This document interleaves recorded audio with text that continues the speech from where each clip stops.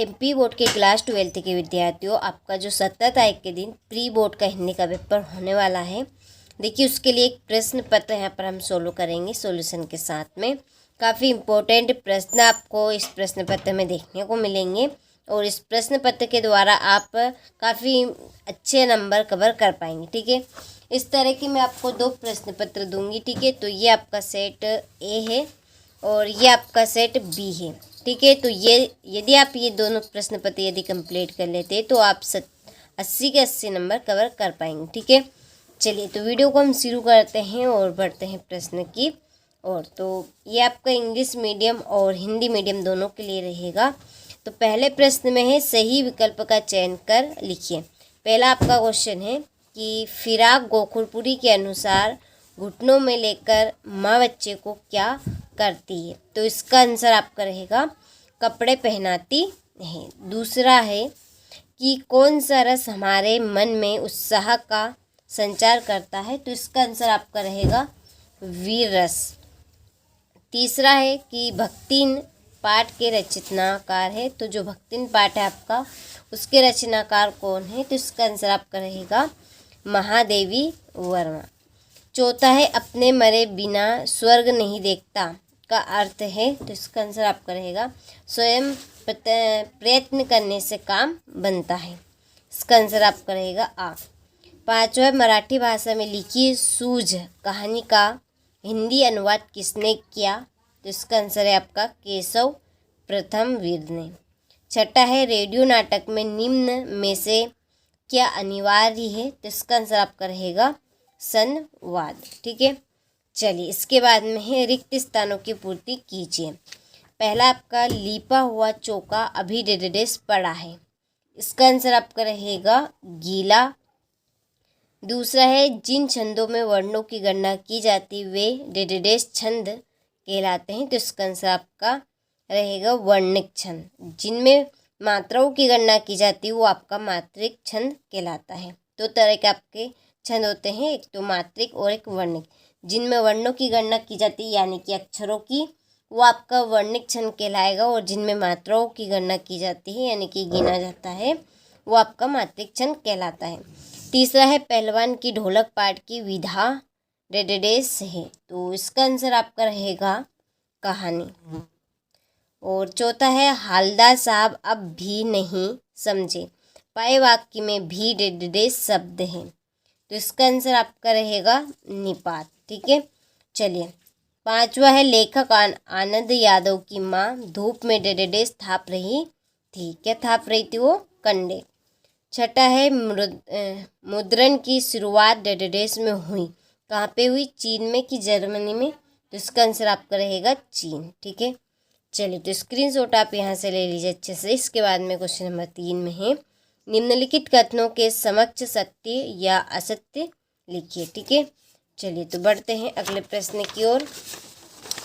तो इसका आपका पहला है कि मधुशाला बच्चन की प्रसिद्ध कृति है। तो ये आपका सत्य, इसमें आपको सत्य लिखना है। दूसरा है, संदेह अलंकार के प्रयोग से अंत तक संशय बना रहता है।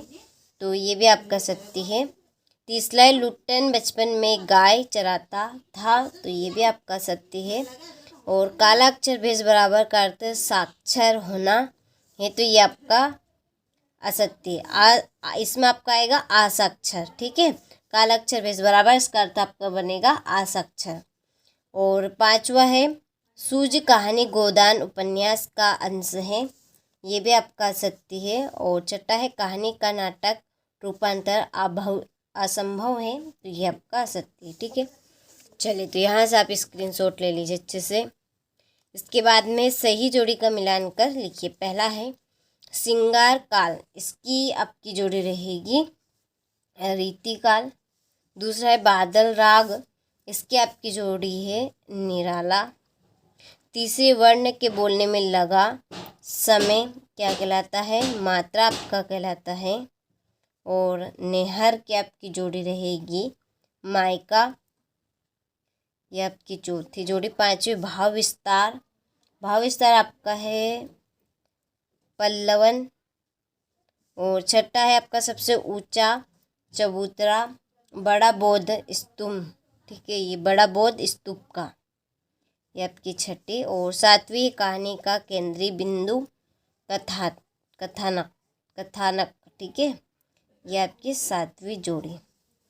चलिए, तो यहाँ से आप स्क्रीनशॉट ले लीजिए अच्छे से। इसके बाद में है एक वाक्य में आपको उत्तर देने। इसका पहला है, दूरदर्शन वाले कमरे के सामने बैठे अपाहिज से आप से बार बार प्रश्न क्यों पूछते हैं? तो इसका आपका आंसर है महाकाव्य। दूसरा है, विस्तृत कलेवर वाले वाक्य को क्या कहते हैं? और तीसरा है, शेर के बच्चे का असली नाम क्या था? और यहाँ पे आपका चौथा है, अनासक का क्या अर्थ है?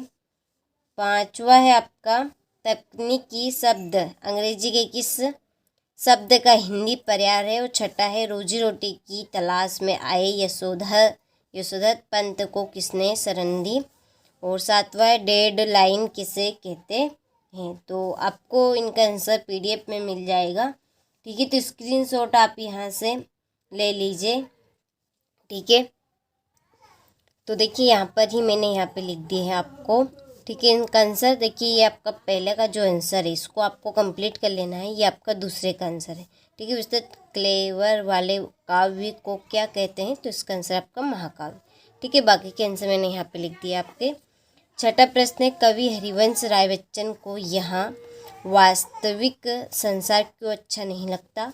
सातवां, नई कविता के दो कवि, उनकी एक एक आपको रचनाएं बतानी है और उनका एक उदाहरण आपको देना है। और ये आपके बाकी के प्रश्न हैं, तो स्क्रीनशॉट आप ले लीजिए।